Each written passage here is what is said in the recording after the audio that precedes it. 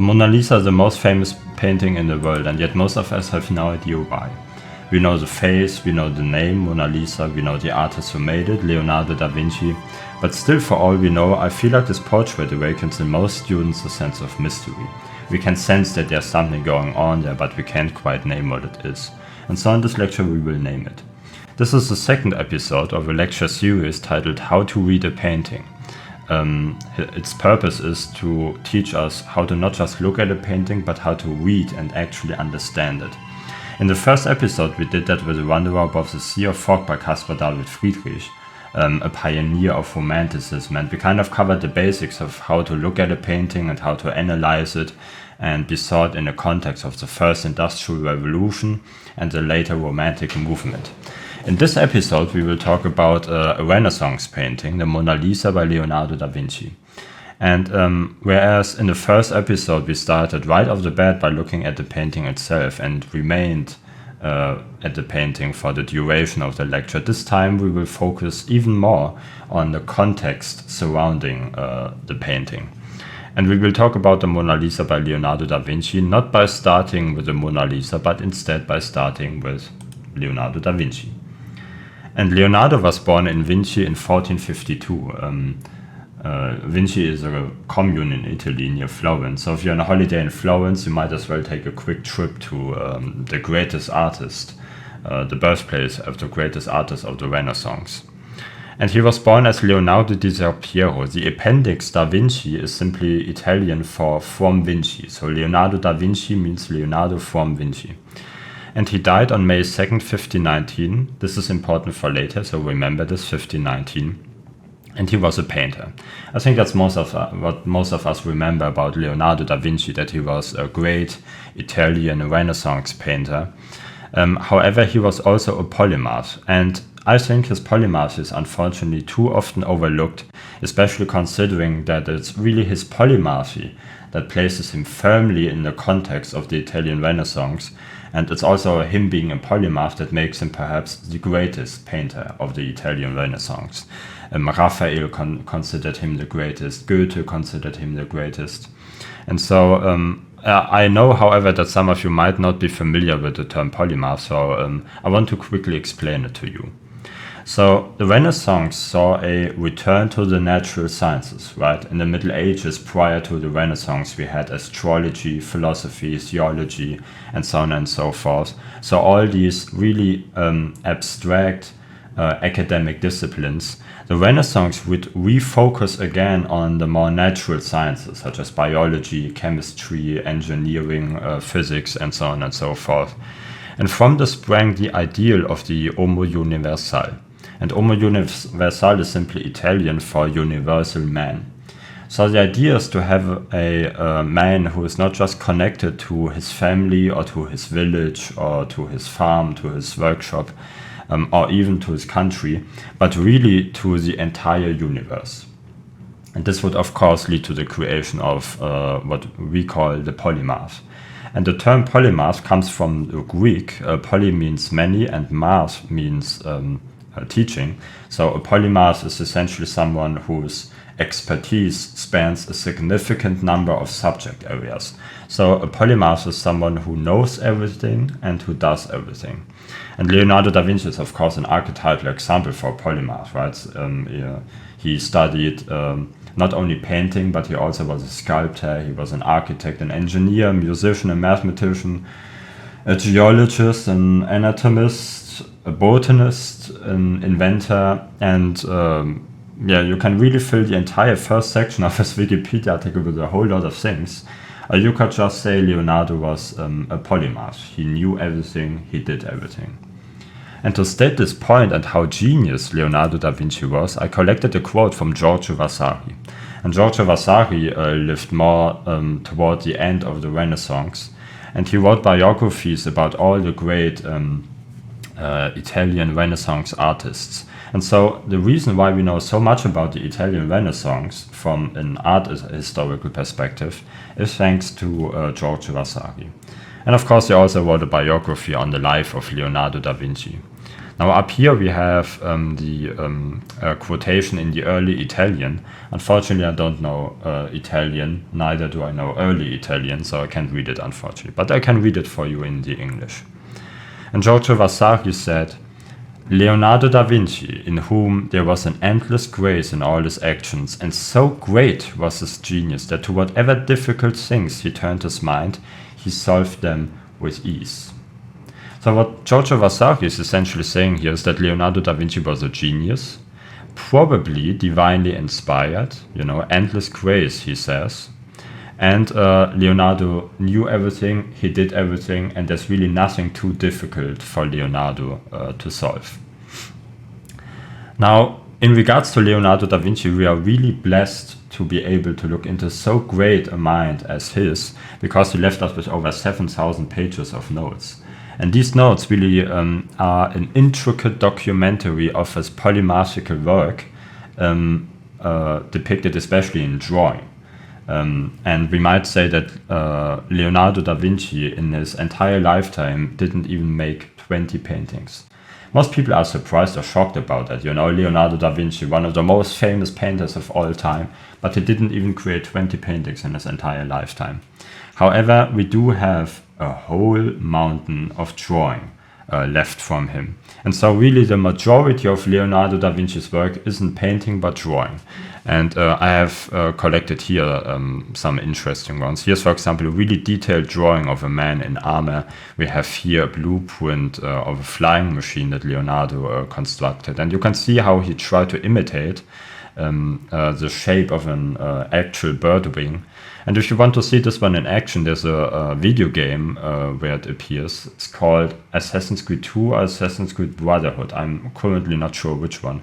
It's a game by Ubisoft set in the Italian Renaissance. So if you want to have an easy entry into the Italian Renaissance, go and take a look at Assassin's Creed 2. He also made drawings, of course, for the paintings he made.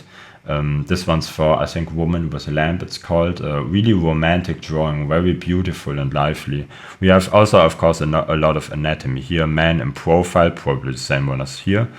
We have here the bone structure of a foot. And what Leonardo da Vinci would do is that he would dissect human corpses to study what they're made of.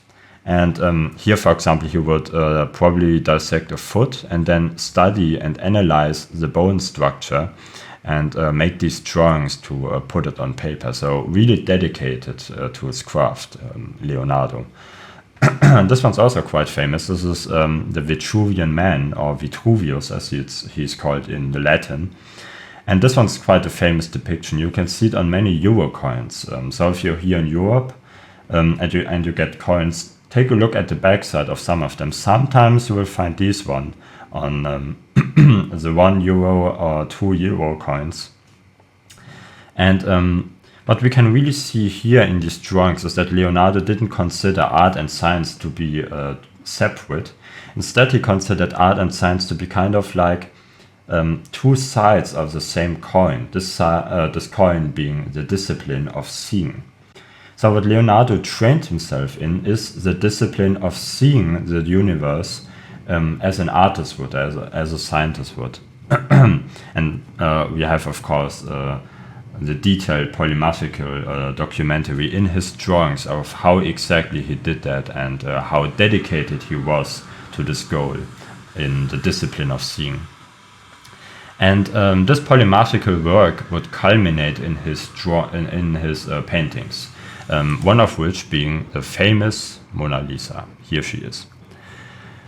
Now the Mona Lisa was painted between 1503 and 1506, and I hope you remember still that Leonardo da Vinci died in 1519. I said this because sometimes you will find the Mona Lisa dated a little bit later, from 1503 up until 1519. And the reason for that is that I seem to have craftsmen currently in my neighbor's house, so it's kind of loud.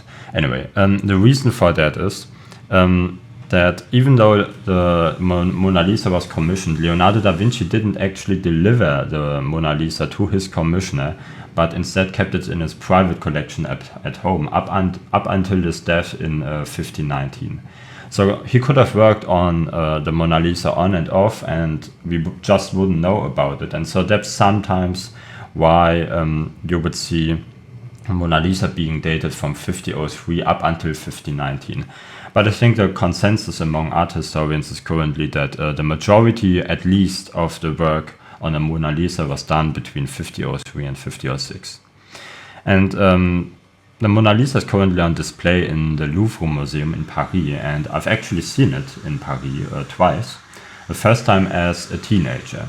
And I can't exactly say that I was unimpressed by it, but I was certainly disappointed because in the Louvre it's, you know, a room, and there's a wall in the middle, and there hangs the Mona Lisa. And being a teenager, unfortunately, I wasn't as tall as I am now, so I got to see quite a few buttocks of about 10 or 20 tourists. So the entire place is really filled with people. Not only that, but they're also taking photos of the Mona Lisa with their flashlight turned on.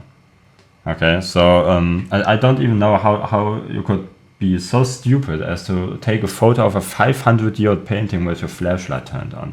Not only is it incredibly bright and flashing and you're ruining the experience for everyone else, but also the flashlight is damaging the painting itself. So it's just incredibly stupid, isn't it?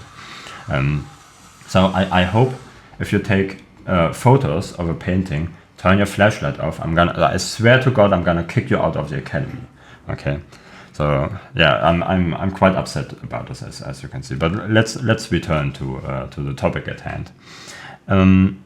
So I hope you remember what we did in the first episode on the Wanderer above the Sea of Fog, when we first took a few minutes to just look at the painting. And the reason I gave is that most people don't know what they're looking at. Okay, most people don't know what they're looking at. So what we want to do if we want to understand the painting is take at least 2 or 3 minutes to just look at the painting and soak in what we're seeing. And so let's do that now, shall we? What I'm seeing in this beautiful painting here is a woman. I hope you're seeing it too, otherwise you should get a pair of glasses. And this woman is actually so center stage in this painting that we might as well say this is a portrait. So the purpose of this painting is to portray this woman, and this is why it's called a portrait. And this woman seems to be quite wealthy. She has all this silken garment on, and you can see here on her sleeve that it's quite a shiny material, and she has this almost transparent veil above her hair, and the hair also very beautiful. She has this kind of mild smile, and there have been really quite a few papers from psychologists being published about what a smile means psychologically. I'm not exactly interested in that, I have to say. I think most of the theories are hogwash, but if you're interested in that, you can take a look into it. What I'm also seeing is that she is sitting on this wooden stool, and the wooden stool is actually difficult to decipher because it's so dark. We also have here the wall of a balcony, and we have here the base of pillars. And what's interesting is that Leonardo didn't seem to depict the pillars themselves, but just their bases. I don't know if this is because maybe the canvas is wrapped around the frame, and that's why the pillars are now out of view. But it looks quite strange, right? We have here base, but no pillars. What this also indicates is that this is probably not open air, but there's probably a roof held aloft by these pillars. What we also have are landscapes, or one landscape, if we dare to say it. And I'm gonna tell you in a minute why. In the first lecture, we talked about Caspar David Friedrich, and we said that Caspar David Friedrich really is a pioneer of landscape painting. So we talked a lot about landscape. We can do that here too. We talked in Caspar David Friedrich about how there's sometimes realistic landscapes and sometimes fantastical landscapes. And I think this one is fantastical. There are different theories as to where exactly this landscape could be in Italy, but I think these theories are mostly hogwash. I'm pretty certain that this landscape is made up. And the reason why I believe that is that we actually have two different landscapes here. So the left side of the landscape has nothing to do with the right side. That's why I said landscapes and not landscape. Because if you look here, you have a lake, And if you follow the lake to the right, that's a river, it's not a lake. We have here a mountain. If you follow to the left, the mountain disappears, and here's a new mountain. Now we have here a, what's it called, a river, a brook, like a small river. If you follow to the right, it also kind of disappears. So we have two different landscapes. That's pretty interesting, isn't it? The left side of the landscape of the Mona Lisa has nothing to do with the right side. What I'm also seeing in the landscape is that the horizon line, look at where it is. It's on the same level as her eyes. And that's quite unorthodox actually, because usually when you paint a portrait, you try to put the horizon line a little lower, at least on neck area, or even lower than that. And the reason is that you want to portray the person in the portrait as tall and majestic. And one way to do this is to lower the horizon line. Leonardo da Vinci instead chose to do the opposite. He pushed the horizon line higher. And the reason he did that is that we humans are biologically inclined to look toward the horizon. Okay, if I sit straight up like this and I look straight ahead, I'm looking at the horizon. I mean, currently there's a wall in the way, but you know what I mean. And so Leonardo is using this this habit to focus on her eyes. Okay, so our eyes want to flee toward the horizon, but instead we are met by her gaze. And so this is really a great technique that Leonardo is using here. Now we're getting into more technical stuff, so let's begin with the technical analysis. What I'm noticing here is first the posture of the woman. She's kind of sitting in what we call a 3/4 profile. So 3/4 profile is she has her torso leaned a little bit to the side, or turned a little bit to the side, and her face toward the audience, or toward the camera, the painter. And this is often done by photographers. It's really a classic way to compose a portrait, because you really look great sitting like this, right? So Leonardo does this here too. Very modern and very lively effect that he's achieving here.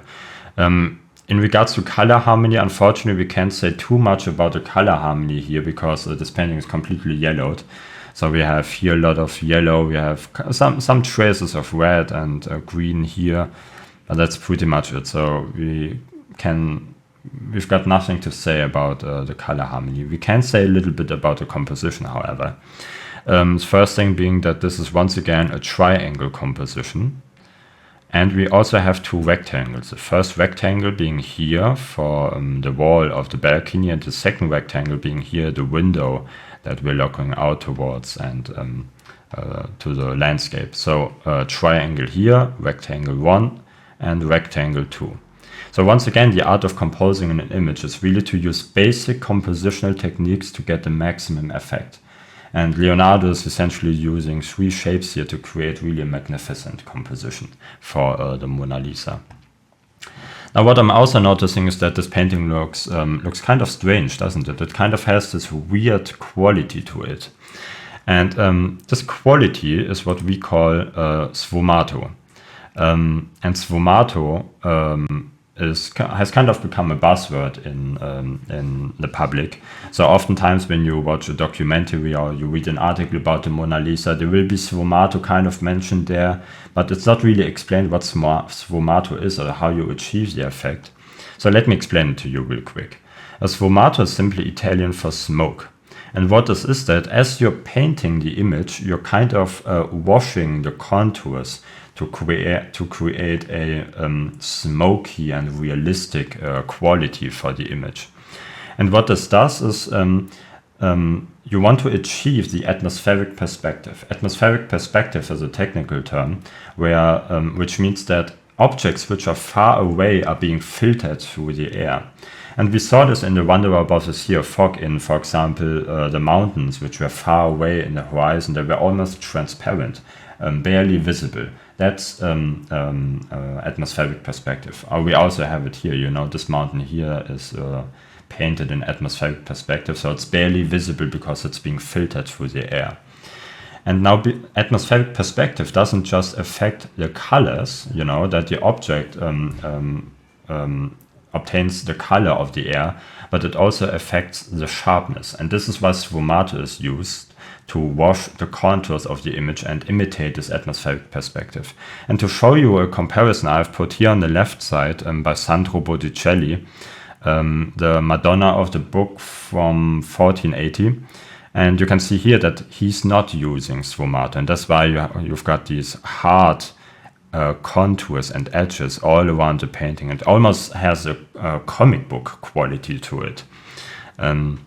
And here on the right side, we have Leonardo, of course, using sfumato, and this one's much more realistic and lively. And so here you can see the difference between without sfumato and with sfumato. Now, it's usually said that the person here being depicted, the sitter, is Mona Lisa, you know, but we actually don't know the exact identity of who this woman is. There are different theories, and the two most plausible theories are that it is either Lisa del Giocondo or Isabella d'Este. And Lisa del Giocondo was the wife of a Florentine cloth merchant, Francesco del Giocondo.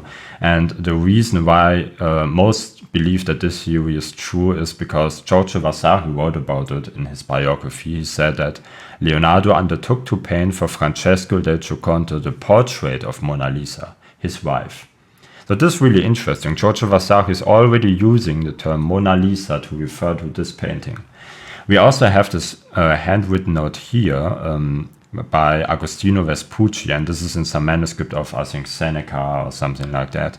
And this was discovered by Dr. Armin Schlechter in Heidelberg in 2008, which is right here around the corner, by the way. And this is from 5003, here it says 5003, and Agostino Vespucci mentions a picture of Lisa del Giocondo. It's pretty small. I think this one says Picturus Lisa del Giocondo. So this is the most plausible theory, that the Mona Lisa is identified with Lisa del Giocondo. The second most plausible theory is that it is Isabella d'Este. Isabella d'Este was a Marchioness of Mantua, and Mantua is an Italian municipality in Lombardy. And the only proof we have to back up this theory is that we have letters exchanged between Isabella and Leonardo from 5001 to 5006. And remember, the Mona Lisa was painted between 5003 and 5006. And we have a portrait being mentioned in these letters. And we also have this drawing of a Mona Lisa look-alike. And this is Isabella d'Este, and she looks like the Mona Lisa. And that's why perhaps the Mona Lisa could be also identified by Isabella d'Este. But the consensus is usually that the Mona Lisa is identified as Lisa del Giocondo. Now, we earlier said that we can't analyze too much about the color harmony of the Mona Lisa, which is really unfortunate. However, you might have seen this one, a kind of duplicate of the Mona Lisa. And this is the Prado Mona Lisa. It was painted by a student of Leonardo da Vinci, also from around 5003 to 5006. And the way they did that probably is that Leonardo sat there on the balcony and painted Lisa del Giocondo, and his student sat beside him and followed every step that Leonardo would also take. And this is how in the Renaissance they would teach painting between teacher and student. And this is called Prado Mona Lisa because it's in Museo del Prado in exhibition. It's in Madrid. And so Museo del Prado is really a great museum for art. If you want to really have a good time looking at paintings, go to Madrid and visit the Museo del Prado. What's interesting here is that we actually see the pillars here, and of course we have a lot of color, right? So the sleeves are really in this rich red, and we have this landscape very detailed, everything's decipherable. And this is because this painting received a really magnificent restoration from 2011 to 2012, I think. Now, interestingly, the Mona Lisa wasn't the most famous painting of Leonardo for the majority of his legacy. Instead, Leonardo's most famous painting was this one. This is The Last Supper. It was painted from 1495 to 1498. And this is in Santa Maria del Grazie. And Santa Maria del Grazie is a Dominican convent in Milan. And you can see that this painting really doesn't look too good, and probably won't stay with us for very long. But it's a great study in, vanishing point perspective. We have Jesus and the 12 apostles, and you can really have a lot of fun trying to identify who these apostles are. This one's the apostle John, the beloved disciple, and this one's Thaddeus. I don't know which one of the two. But this is the most famous painting of Leonardo da Vinci initially. The reason why the Mona Lisa became the most famous painting instead one day is because it was stolen on August 21st, 1911 by an Italian guy named Vincenzo Perugia. And Vincenzo Perugia worked as a craftsman at Louvre at the time, kind of like the craftsmen who are currently drilling in my neighbor's home. And I don't exactly know the details of how he managed to steal the Mona Lisa, but he did. And this theft created a media sensation. The entire public went mad about it. And it was luckily recovered again in December 1913. And Vincenzo Perugia was tried because of it. And the Mona Lisa became, of course, a celebrity afterward. Now, what I want you to take away from this lecture is that it's really important to also look at the context surrounding a painting. If we would have just looked at this painting by itself, it's a portrait of a woman. We don't know which woman. She kind of smiles. It's interesting, yada yada. That's it. But the Mona Lisa really gains a lot of value from the context surrounding it. And what I have just shown you is just the tip of the iceberg. I've shown you a little bit of Giorgio Vasari and a little bit of the Heidelberg library. But you can really spend a whole lot of time studying the context surrounding the Mona Lisa. What I also want to emphasize is that you shouldn't get distracted by the context, or too distracted. Because sometimes it's also really valuable to just take your time to look at the painting instead. And now we didn't do that. Now we looked at the painting, at the Mona Lisa, for about 10 minutes now. But you can now, knowing all this context surrounding the Mona Lisa, take some time and for your homework, just look at the Mona Lisa. Okay, take 10 or 15 minutes just looking at her, appreciating her beauty, thinking about all the context that you have learned now here. And I hope you enjoyed this lecture. This has been it for today. Thanks for joining the Académie Sans Saint, and until next time. Je suis Frère François, frère et sœurs, adieu.